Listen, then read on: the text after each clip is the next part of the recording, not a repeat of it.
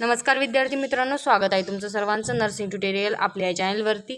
आज आपण बघणार आहोत प्रायमरी हेल्थ केअर नर्सिंग। याच्यामधला आपल्याला काय बघायचं आहे, प्रश्न पहिला त्याच्यामध्ये ए मध्ये आपण रिकाम्या जागा, बी मध्ये जोड्या जुळवा आणि सी मध्ये चुकी बरोबर, हे सगळं आज बघणार आहोत। आणि मी definition I M P definition पण काढलेलं आहे, ते पण तुम्हाला आम्ही आज देणार आहे।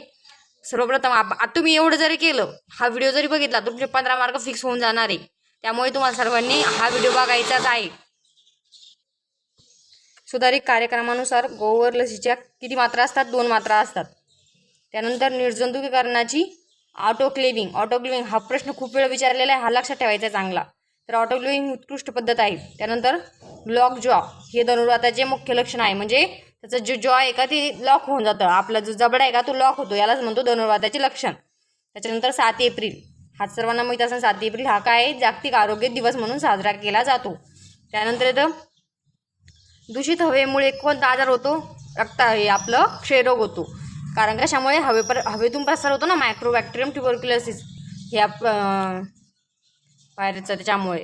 त्यानंतर येतं पेरिटोनियल ग्रंथीला दाह होण्यास काय म्हणतो आपण? पॅरोटायटिस।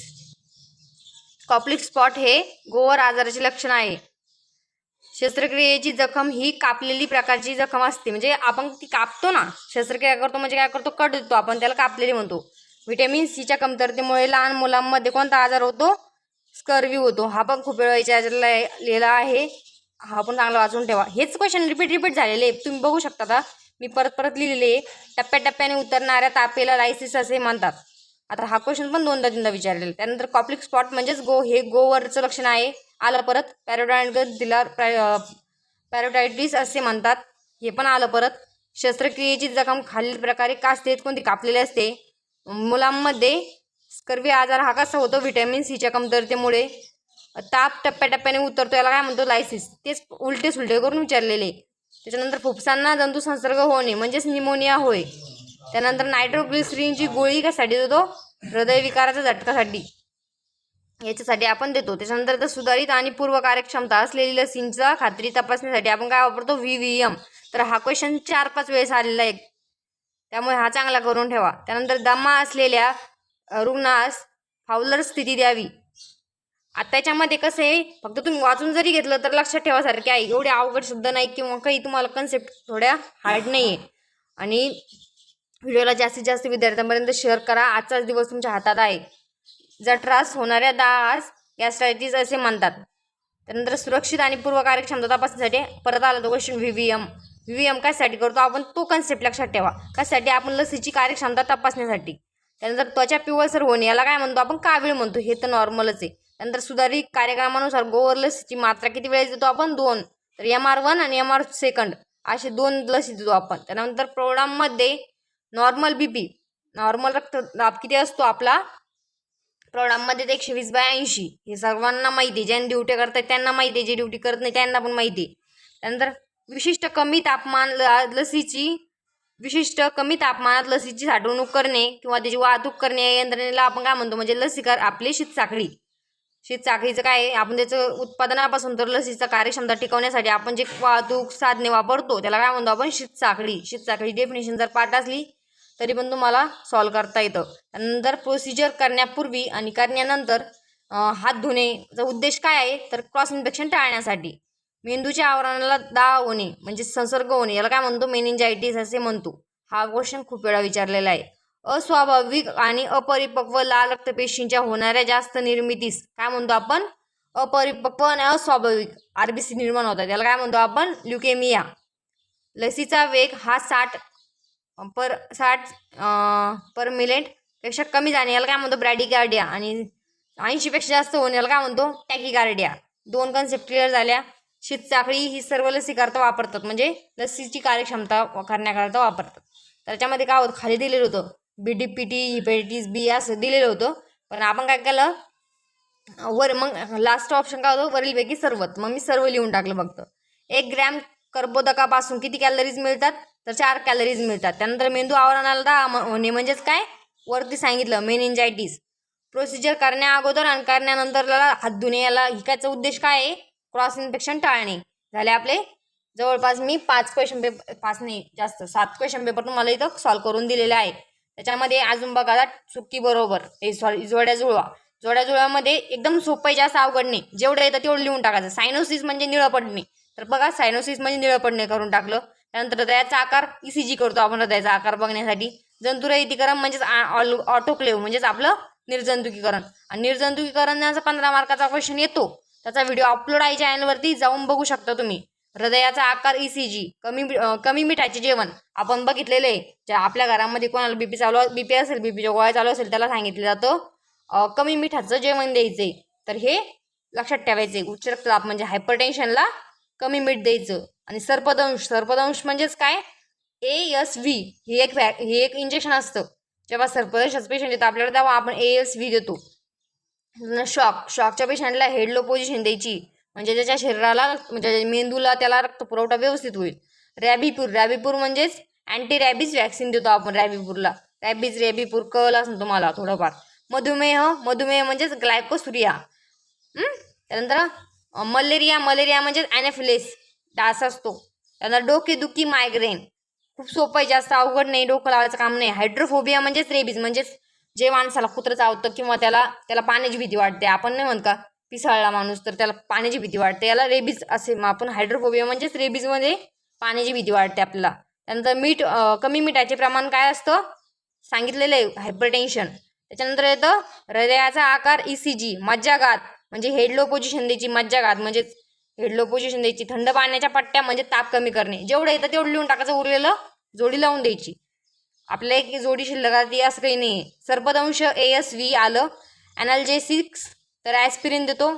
SOS म्हणजेच काय असतं, आवश्यकतेप्रमाणे जेव्हा गरज पडेल तेव्हा. जेव्हा OD असतं, TDS असतं, डोस देण्याचं प्रमाण तसं असतं, तसं SOS असतं, म्हणजे जेव्हा गरज पडेल तेव्हा द्यायचं आहे.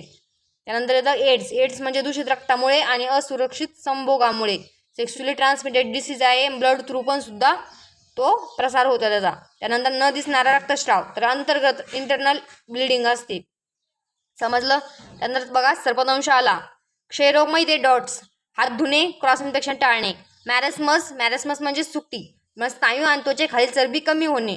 आणि स्टॅन्ट म्हणजे जंतुरोधक आहे, समजलं. त्यानंतर हेड लो पोझिशनमध्ये नाही, हार्डमोडमध्ये बघा, हार्डमोड स्प्लिंट देतो, हे तर मला माहीत नव्हतं समजा. त्याच्यामध्ये एड्स काय, दूषित रक्त माहिती मला. DPT त्रिगुणी लस आहे, सॉरी इथं माझ्याकडून DPC झालं, इथं DPT आहे, माझ्याकडून गडबडी झालं. मी आताच अर्जंटमध्ये व्हिडिओ बनवते, आज खूप गोंधळ आहे. टी बँडेज म्हणजे पेरिनियम. त्यानंतर लघवीत जळजळ होणे, नेफ्रायटिस. आणि आता कोणतं राहिलं आपला हार्डमोड, उरले सुरला हार्डमोड म्हणजे स्प्लिंट असणारे. तर हार्डमोड स्प्लिंट इथं पण यकृत काय आहे, पित्त उत्पन्न करणे यकृताचं काम आहे. त्यानंतर टी बँडेज पेरिनियम. आणि क्षयरोग बघा डॉट्स उपचार पद्धती. मधुमेह इन्सुलिन. तर सर्वांना समजलेलं आहे, एकदम सोप्या भाषेत त्यांनी एकदम सोपं आहे. एकदा जरी तुम्ही वाचून काढलं तर तुमचे सर्व MCQ 15 मार्क मिळून जाईल तुम्हाला. आता चुकी बरोबर बघणार आहोत आपण. OD म्हणजे दिवसातून एकदा, याच्यामध्ये टाइम सांगितलेला आहे, सकाळी घ्या किंवा दुपारी घ्या, संध्याकाळी घ्या, असं काहीच नाही, फक्त दिवसातून एकदा, लक्षात ठेवायचं आहे. सुरक्षित व कार्यक्षम असलेल्या लसींची खात्री करण्यासाठी VVM वापरतात. ही जोड्यामध्ये चुकी बरोबर मध्ये पण आलेलं आहे आणि रिकाम्या जागामध्ये पण आलेले आहे, त्यामुळे चांगलं करून ठेवायचं. DPT बघा, तेच क्वेश्चन रिपीट झालेले. DPT हा पहिला डोस 9व्या महिन्यात देतात, तर चूक आहे, 6व्या महिन्यात देतात. मेंदूच्या आवाराला जंतू संसर्ग होणे म्हणजेच न्यूरायटिस, हे चूक आहे, मेनिंजायटिस आहे. क्लोरीनच्या गोळ्या पाणी शुद्धीकरणासाठी वापरतात, बरोबर. एनिमा देण्यास रुग्ण डाव्या कुशीवर लेफ्ट रॅटल पोझिशन द्यायची त्याला, बरोबर आहे. लघवीतून पूज आणि याला काय म्हणतो आपण, इमॅमेसिस म्हणतो का, चूक आहे. पायुरिया. नाकातून रक्तस्राव आणि इपिस्टॅसिस, बरोबर आहे. ऑटोक्लेविंग ही निर्जंतुकीकरणाची उत्तम पद्धत आहे. हा क्वेश्चन खूप वेळा विचारलेला आहे, जर स्टार केलेले ते क्वेश्चन जास्त वेळ विचारलेले आहे, बरोबर आहे. योनी मार्गाची तपासणी करण्याकरिता प्रोक्टोस्कोपी वापरतात. हा क्वेश्चन पण 2-3 वेळा विचारला गेलेला आहे, तर हे चूक आहे. काय वापरतो आपण, वॅजायनल स्पॅक्युलम हे साधन वापरतो. भारतीय औषधोपचार प्रणालीचे नाव म्हणजेच आयुष होय, बरोबर आहे. आयुष 5 मार्काला विचारलं जातं, टिपली हा, त्यामुळे आयुष चांगला करून ठेवायचा आहे आणि खूप सोपा क्वेश्चन आहे. नाकातून रक्तस्राव इपिस्टॅसिस. ऑटोक्लेव्हिन ही निर्जंतुकीकरणाची करण्याची उत्तम पद्धत आहे. बरोबर. अनुवंशिकता ही दम्याचे एक कारण असू शकते. बरोबर. आता सर्वांनी चॅनलला सबस्क्राईब करायचे, व्हिडिओला लाईक करायचे आणि कमेंट करायची. उद्या मी सेकंड पेपर कोणता आहे तुमचा, हेल्थ प्रमोशन आहे का, तर कमेंट करा कोणता आहे, तर मी तुम्हाला त्याच्यावरती सर्व MCQ काढून देते आणि जोड्या असाच व्हिडिओ बनवून देते. आज संध्याकाळी किंवा उद्या सकाळी मी अपलोड करून देते. तुमचा पेपर झाल्यानंतर तुम्ही लगेच अभ्यासाला लागसाल. आणि इतर भरपूर स्टडी मटेरियल चॅनलवर अवेलेबल आहे, ते जाऊन बघून घ्या पहिले. प्रौढ व्यक्तींमध्ये पल्स 130 ते 140 दर मिनिटाला इतका असतो. चूक.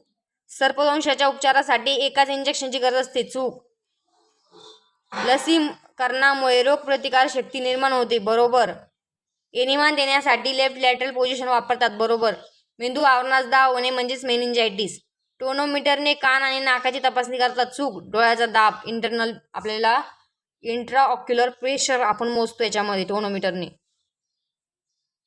बेनेडिक्स हे रक्तातील साखरेचे प्रमाण मोजण्यासाठी वापरले जाते. चूक.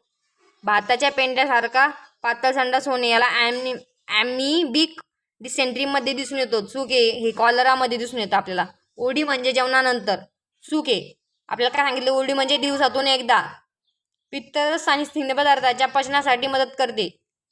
पित्तरस काय करतं, स्निग्ध पदार्थाच्या पचनासाठी मदत करते. तर करते का, बरोबर आहे. BMW विल्हेवाट जाळून करणे योग्य आहे. आम्ही जेव्हा होतो तेव्हा आम्ही बरोबर लिहिले होते हे, परंतु हे चूक आहे. कशी करतो आपण, बायोमेडिकल वेस्टचं कसं करतो, वेगवेगळ्या डस्टबिनमध्ये टाकून त्याची विल्हेवाट करतो. त्यानंतर मीटर रोज इनहेलर TBमध्ये वापरतात. चूक आहे. त्यानंतर 1 cc म्हणजेच 15 थेंब होय. बरोबर आहे. क्लोरीनच्या गोळ्या पाणी शुद्ध करण्यासाठी वापरतात. बरोबर आहे. लघवीतून पून जाणे म्हणजेच हिमॅटेमेसिस असे म्हणतात. तर हे चूक आहे. काय आहे, पायरुया. त्यानंतर लाल ग्रंथीला संसर्ग होणे यालाच काय म्हणतो आपण, गलगंड असे म्हणतो. लसीकरणासाठी एडी सिरिंज वापरतात. एडी सिरिंज म्हणजे ऑटो डिस्पोजेबल सिरिंज वापरतो, म्हणजे एकदाच यूज होते ती. तर समजलं. त्याच्यानंतर व्याख्या बघू आपण. घ्यायचा मला 15 मार्काचा फक्त पहिला क्वेश्चन होता, परंतु होता टिपा जोड्या डेफिनेशन पण होत्या, तर मी देऊन टाकते तुम्हाला आणि एकदम सोप्या भाषेत समजून सांगते डेफिनेशन. फक्त अवघे 5 मिनिट लागणार आहे आणि वेळ खूप थोडा आहे तुमच्याकडे. आता हिमेचिरिया म्हणजेच काय, लघवीतून रक्त जाणे. एवढं कन्सेप्ट क्लिअर करून घ्या तुम्ही फक्त. कुपोषण म्हणजेच काय होतं, पोषण तत्वाची कमतरता होते किंवा अति प्रमाणात होतो, त्या वयाला कुपोषण असे म्हणतो. त्यानंतर रक्ताक्षयामधील शरीरातील रक्तातील RBC किंवा HB चे प्रमाण कमी होते, त्यामुळे त्याला अशक्तपणा येतो, त्याला आपण काय म्हणतो, रक्ताक्षय म्हणतो. शॉक म्हणजे काय, शरीरातील अवयवांना म्हणजे कोणता, मेंदू, यकृत, फुफ्फुस, लंग्स, लिव्हर आणि ब्रेन, हे असे मोठमोठे जे ऑर्गन आहे, मेन ऑर्गन, त्या ऑर्गनला रक्तपुरवठा कमी झाल्यामुळे जी स्थिती निर्माण होते त्याला आपण शॉक म्हणतो. दवाखान्यामध्ये काय काय होतं, निदान होतं, आजाराचं निदान होतं, उपचार होतो आणि पुनर्वसन होते. ह्या सर्व उपचार पद्धती आपल्याला एकाच ठिकाणी मिळतात. त्या वैद्यकीय संस्थेला आपण काय म्हणतो, दवाखाना असे म्हणतो. झालं. त्यानंतर येतं मेनिंजायटिस म्हणजे मेंदू आणि स्पायनल कॉर्डला झाकणारे जे संरक्षण आवरण असतं किंवा पडदा असतो त्यालाच इन्फेक्शन होतं, याला आपण काय म्हणतो, मेनिंजायटिस. शीतसाखळी लसीची कार्यक्षमता लसीची कार्यक्षमता टिकवण्यासाठी जी उपचार पद्धती वापरली जाते त्याला काय म्हणतो आपण, शीतसाखळी. ही एक डेफिनेशन आहे. अजून एक आहे लसीच्या उत्पादनापासून तर लसीच्या कार्यक्षमता टिकवण्यासाठी लाभार्थ्यापर्यंत लसीची कार्यक्षमता म्हणजे लसीच्या उत्पादनापासून तर लाभार्थ्यापर्यंत पोहोचेपर्यंतचा जो मधली प्रोसेस असती कार्यक्षमता टिकवण्यासाठी त्याला आपण काय म्हणतो, शीतसाखळी असे म्हणतो. त्याच्यामध्ये साधन सामुग्री, व्यक्ती, उपचार जे असतात ते सर्वांना आपण त्याच्यामध्ये घेतो. त्याच्यानंतर अधिशयन काळ म्हणजेच रुग्णाला संसर्ग झाल्यास त्याच्या चिन्हलक्षणे दिसेपर्यंतचा जो कालावधी असतो, म्हणजे संसर्ग शरीरात एंटर केला, आपल्याला इन्फेक्शन झालं, त्याच्यानंतर त्याचं कार्यक्षमता म्हणजे त्याचं आपल्याला चिन्हलक्षणे दिसेपर्यंतचा जो कालावधी असतो त्याला आपण म्हणतो संसर्ग अधिशयन काळ. त्यानंतर येतं जखम काय असते, आपली अखंडता नष्ट होते त्वचेची. ॲनिमिया सांगितल्यावर हिमोच्युरिया सांगितला. संसर्ग काय असतो तो तुम्ही मला हे करा. लसीकरण आणि अतिशयंकाळ परत तिसरे डेफिनेशन आहे. आरोग्याची व्याख्या सर्वांना पाठ पाहिजे. आजार व अपंगत्व नसणे म्हणजेच आरोग्य नसून आरोग्य ही एक शारीरिक, मानसिक, सामाजिक आणि आध्यात्मिक दृष्ट्या निरोगी असण्याची लक्षण आहे. त्यानंतर कम्युनिकेबल डिसीज. कम्युनिकेबल म्हणजे संसर्गक्षम आजार म्हणजे संसर्गात होणारा इन्फेक्टेड. त्याच्यानंतर BMW काय आहे? TDS म्हणजेच काय? TDS म्हणजे सकाळ दुपार संध्याकाळ 3 टाईम आपण जेवण गोळी घेतो त्याला TDS म्हणतात. अपेंडिसायटिस म्हणजे अपेंडिक्सला दाह होणे. आरोग्याची व्याख्या परत विचारलेली. स्टरलायझेशनवर 15 मार्काचा क्वेश्चन येतो. व्हिडिओवर अपलोड आहे. आपला व्हिडिओ अपलोड आहे चॅनलवरती. BP, त्यानंतर फिवर, प्रथमोपचार, इम्युनिटी, आयुष, साथरोगशास्त्र, निमोनिया, चिन्हलक्षणामध्ये चिन्हाची डेफिनेशन वेगळी लिहायची, लक्षणाची डेफिनेशन वेगळी लिहायची आणि संदर्भ सेवा. अशा पद्धतीने हे IMP डेफिनेशन आहे. जेवढं मला सांगण्याचा प्रयत्न केला मी तेवढं 15 मिनिटांमध्ये तुम्ही तुमचे जवळपास 25 मार्क मी कव्हर करून दिलेले आहे. तुम्हाला डेफिनेशन असेल तुमच्याकडे तरी कमेंट करा. मी संध्याकाळपर्यंत डेफिनेशन सुद्धा अपलोड करते आणि एकदम सोप्या भाषेत समजून सांगते. व्हिडिओ आवडला असेल लाईक करायचं आहे, चॅनलला सबस्क्राईब करायचं आहे आणि व्हिडिओ जास्तीत जास्त विद्यार्थ्यांपर्यंत पोहोचवायचा आहे. धन्यवाद.